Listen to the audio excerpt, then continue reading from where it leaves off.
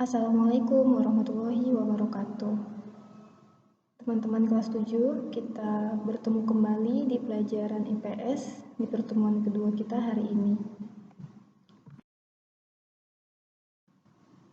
Kita awali dulu dengan membaca bismillah. Bismillahirrahmanirrahim. Dan juga jangan lupa berdoa di rumah masing-masing sebelum kita mulai pembelajaran. Sebelum kita masuk ke dalam materi, Ibu ingatkan kembali bahwa teman-teman kelas 7 jangan lupa mengisi absen di link Google Form yang sudah dibagikan sebelumnya. Dan jangan lupa siapkan buku catatan kalian dan juga alat tulis. Dan buku paket, bagi yang sudah memiliki buku paket, jangan lupa disiapkan juga. Nanti buku paketnya silahkan dibuka halaman 9, teman-teman.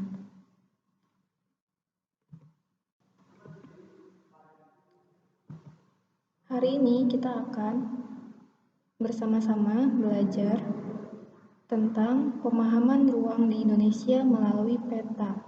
Nanti kita akan sedikit bahas apa itu peta, lalu apa saja sih komponen atau unsur-unsur yang ada dalam peta. Lalu kita juga akan mengetahui letak dan posisi geografis Indonesia melalui peta itu ada di posisi sebelah mana gitu. Dan yang selanjutnya kita juga akan membahas tentang pengaruh posisi geografis Indonesia terhadap kehidupan. Yang pertama, peta. Teman-teman pasti sudah banyak dan sering melihat peta ya. Ketika teman-teman masih belajar di SD pun pasti ketika mempelajari atau belajar tentang IPS itu gurunya juga membahas tentang peta. Nah, Ibu ingatkan kembali bahwa peta ialah gambaran permukaan bumi yang ditampilkan pada suatu bidang datar dengan skala tertentu. Ibu ulangi lagi, peta adalah gambaran permukaan bumi yang ditampilkan pada suatu bidang datar dengan skala tertentu. Jadi kalau misalkan ada gambar permukaan bumi tapi tidak ditampilkan atau tidak dibuat dalam bidang datar dan tidak menggunakan skala tertentu, maka itu dikatakan bukan peta. Bisa jadi hanya sebuah denah atau sketsa, atau kalau misalkan dia ada skalanya tapi tidak ditampilkan dalam bidang datar, dalam bentuk bola misalnya, maka itu bukan peta, tapi dinamakan sebagai globe. Manfaat peta. Kalau tadi kita sudah mengetahui pengertian peta, sekarang kita lihat ternyata peta itu memiliki banyak manfaat sekali dalam kehidupan manusia. Peta tidak hanya digunakan untuk mencari lokasi saja, namun saat ini peta juga dimanfaatkan untuk keperluan militer, perencanaan wilayah, pendakian gunung, bahkan wisata. Kalau misalkan ada operasi militer dari suatu daerah, tapi para tentaranya nggak mengetahui lokasi daerahnya atau tidak tahu informasi tentang daerahnya, maka operasinya bisa gagal, maka dibantulah dengan menggunakan peta.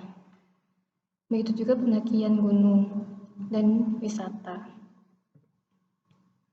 Manfaat peta yang pertama ialah bisa memperoleh berbagai informasi tentang letak suatu daerah terhadap daerah lainnya di permukaan bumi.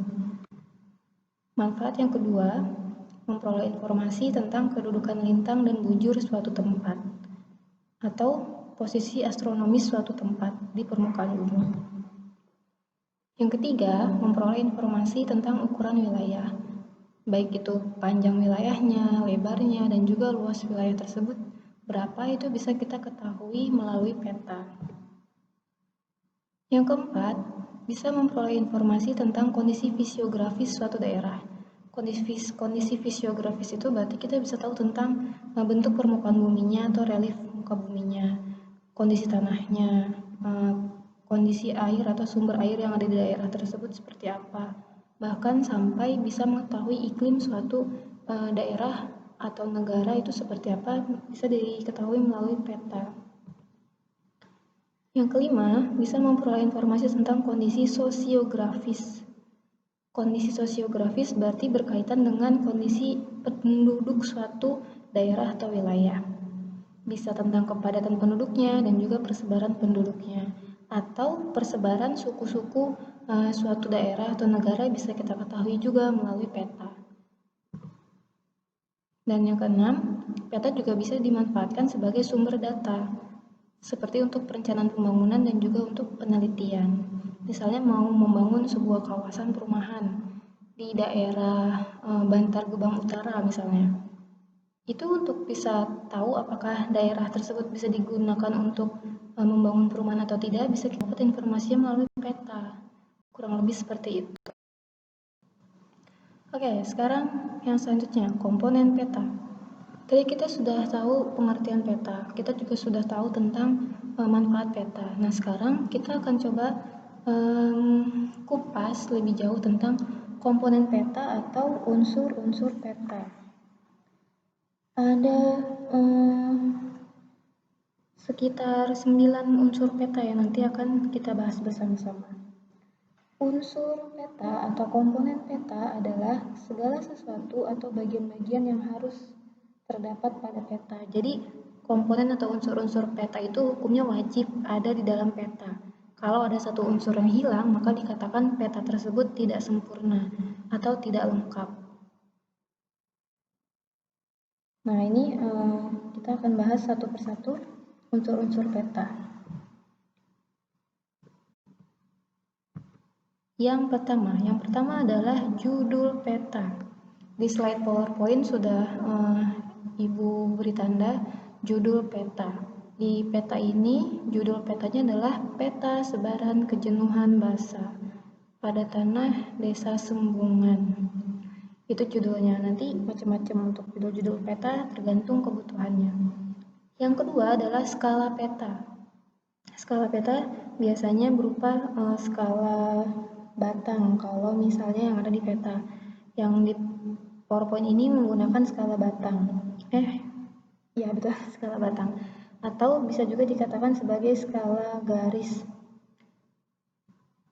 Dan untuk skala dalam peta itu dibagi jadi dua. Ada skala angka atau skala numerik, dan ada skala garis atau skala grafis, atau bisa juga disebut sebagai skala batang. Kalau skala angka itu berarti perbandingan jarak yang dinyatakan dalam angka. Misal 1/10.000, 1/1 juta. Nah, itu di peta yang di PowerPoint juga ada skala angkanya di bagian bawahnya itu. Skala 1/10.000. Kemudian yang jenis skala selanjutnya ada skala garis atau skala grafis atau skala batang. Skala garis dinyatakan dalam garis lurus yang dibagi menjadi beberapa bagian sama panjang, dan pada garis tersebut dicantumkan ukuran jarak, bisa dalam satuan meter, kilometer, feet atau kaki, atau mile yang sesungguhnya di lapangan. Seperti itu. Kemudian unsur yang kedua adalah penunjuk arah atau orientasi. Lambang orientasi atau petunjuk arah untuk menentukan mana bagian utara, selatan, barat, dan timurnya. Lambang orientasi yang Ibu buat di peta ini simple ya teman-teman, hanya segitiga seperti itu. Kemudian ada tanda U yang menunjukkan bahwa arah utara berada di bagian atasnya. Yang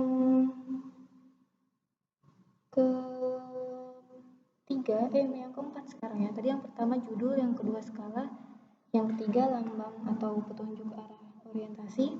Kemudian yang keempat adalah simbol peta atau lambang peta. Simbol peta atau lambang peta merupakan gambar-gambar yang mewakili objek yang dipetakan. Tujuannya untuk memudahkan pemakai peta dalam membaca dan memahami isi dari peta itu sendiri. Berdasarkan bentuknya, simbol peta itu bisa dikelompokkan menjadi simbol titik, simbol garis, simbol warna, dan simbol luas.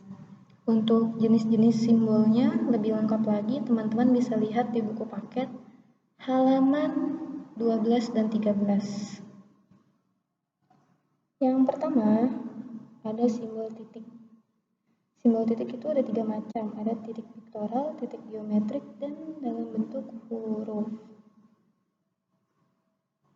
seperti yang ada pada tabel 1.7 atau gambar 1.7, simbol titik di halaman 13. Kalau simbol yang ada pada peta di PowerPoint ini yang digunakan adalah simbol garis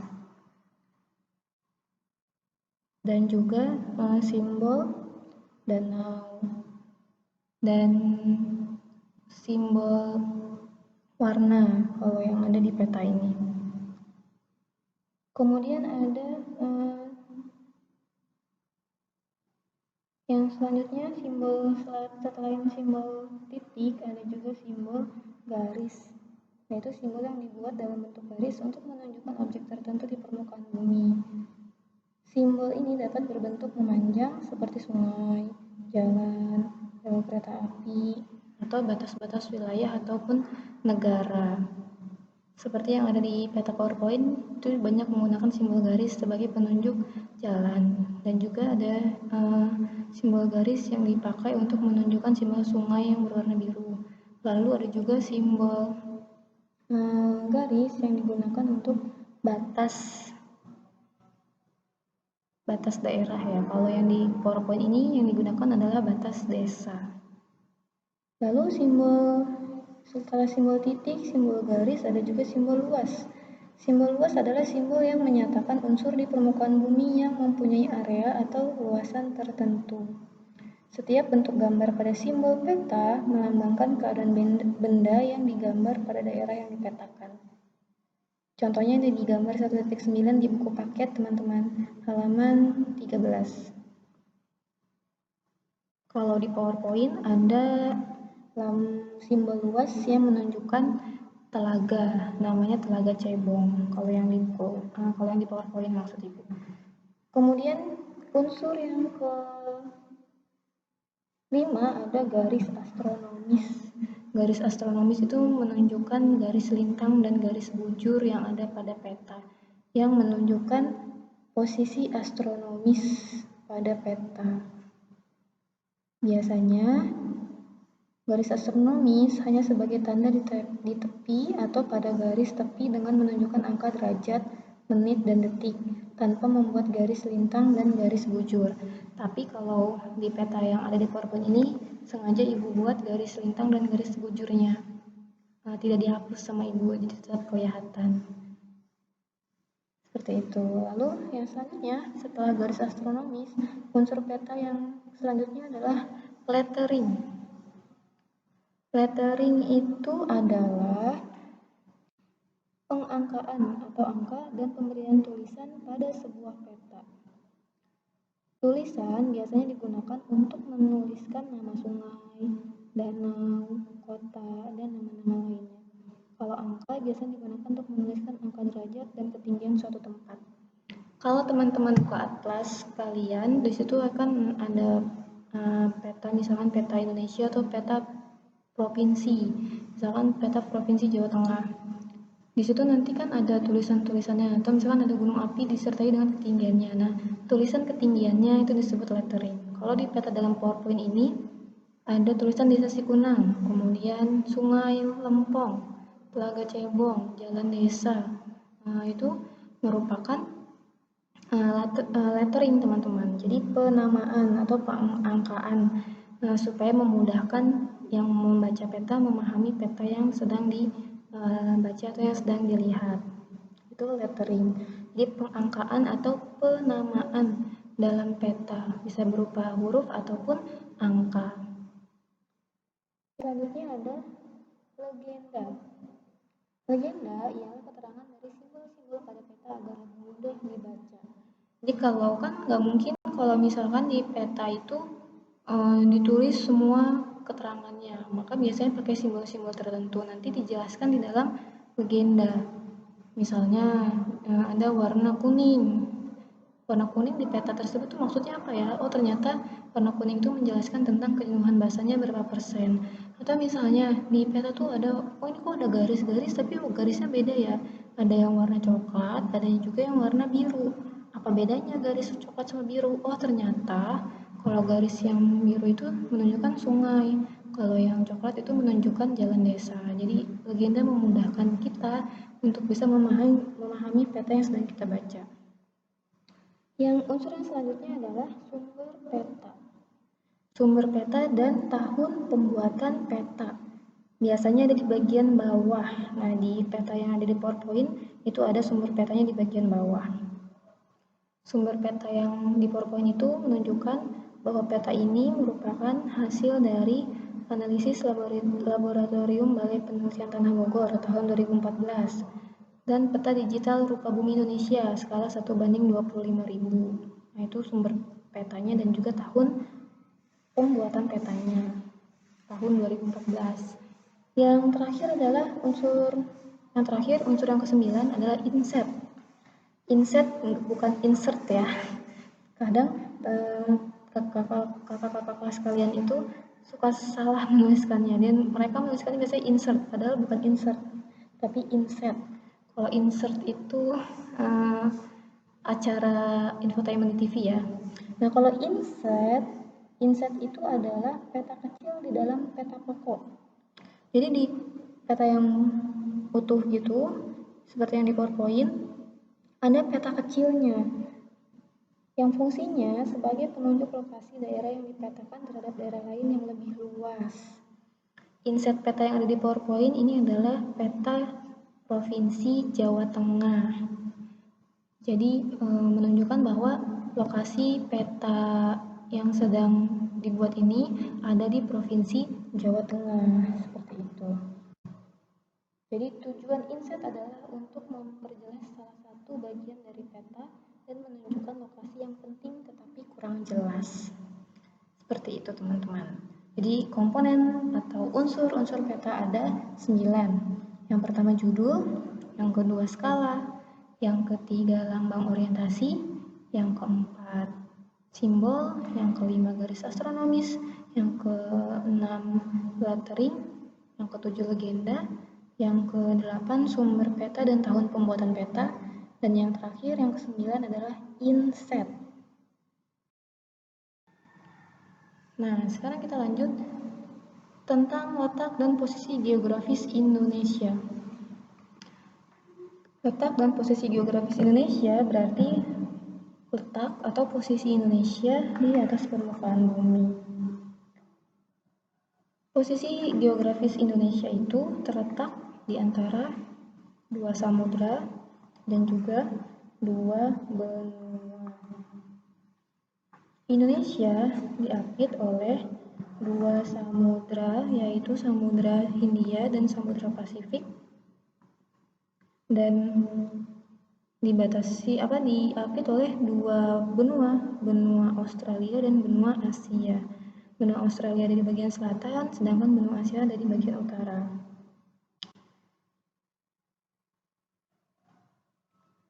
Letak geografis wilayah Indonesia jika ditarik garis diagonal antara benua Asia dan benua benua Asia dan benua Australia dan Samudra Pasifik, Samudra Hindia, maka akan terlihat posisi silang seperti ini.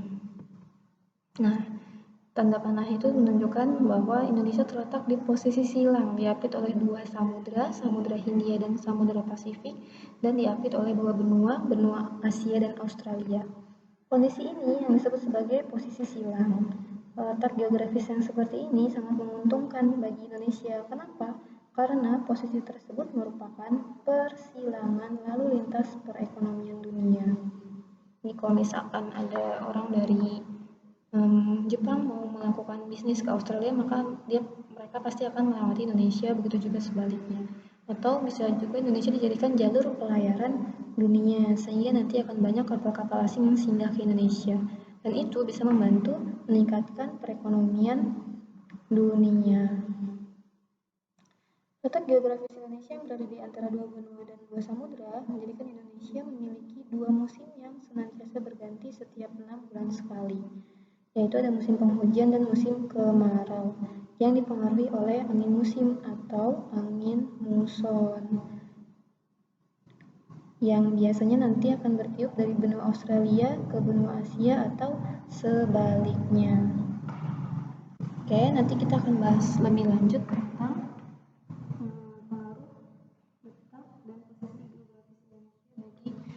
Indonesia. Sekarang kita lanjut. Letak dan posisi astronomis Indonesia. Kalau letak dan posisi astronomis berarti itu adalah letak atau posisi suatu daerah berdasarkan garis lintang dan bujur di permukaan bumi. Indonesia sendiri itu terletak di, ini yang berwarna kuning ini adalah garis bujur. Garis bujur membentang dari utara bumi hingga ke selatan bumi.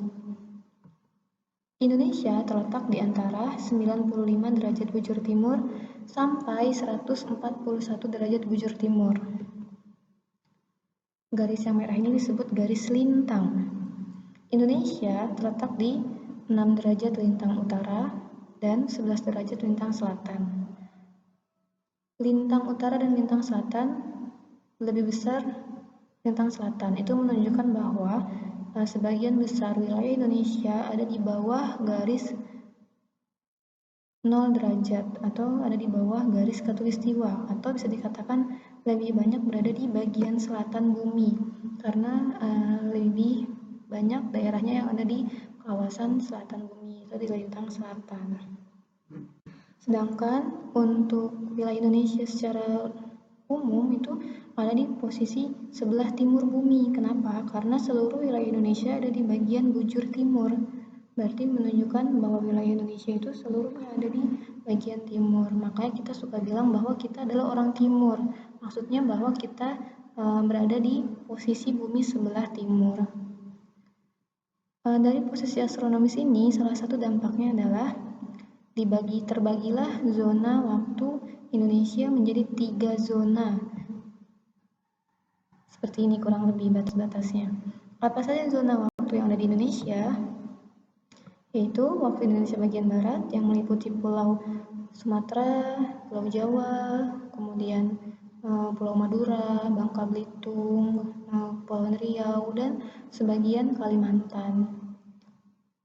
Sedangkan WITA adalah zona waktu Indonesia bagian tengah, meliputi Bali, Nusa Tenggara Barat, Nusa Tenggara Timur, kemudian ada Pulau Sulawesi dan sebagian Pulau Kalimantan. Adapun yang ketiga, zona waktu yang ketiga adalah WIT atau waktu Indonesia Timur. Sebagian besar daerahnya adalah daerah timur seperti Maluku, Maluku Utara, dan juga Papua. Pengaruh posisi geografis Indonesia terhadap kehidupan. Posisi geografis Indonesia itu menghasilkan 4 pengaruh. Yang pertama adalah terjadinya pembagian daerah waktu yang tadi kita sudah bahas ya. Ada zona waktu WIB, WITA, dan WIT. Kemudian ada pengaruh perilaku angin. Perilaku angin ini berpengaruh terhadap pembelokan angin pasat di ekuator. Kemudian ada pergantian musim, karena posisi astronomis Indonesia yang terletak di antara posisi geografis Indonesia yang terletak di antara dua benua Asia dan benua Australia, itu mengakibatkan Indonesia dilalui oleh pergantian angin musim atau angin muson. Nah, nantinya akan menyebabkan pergantian antara musim hujan dan musim kemarau. Ada yang disebut angin muson atau angin musim timur, dan juga ada yang disebut angin muson atau angin musim barat.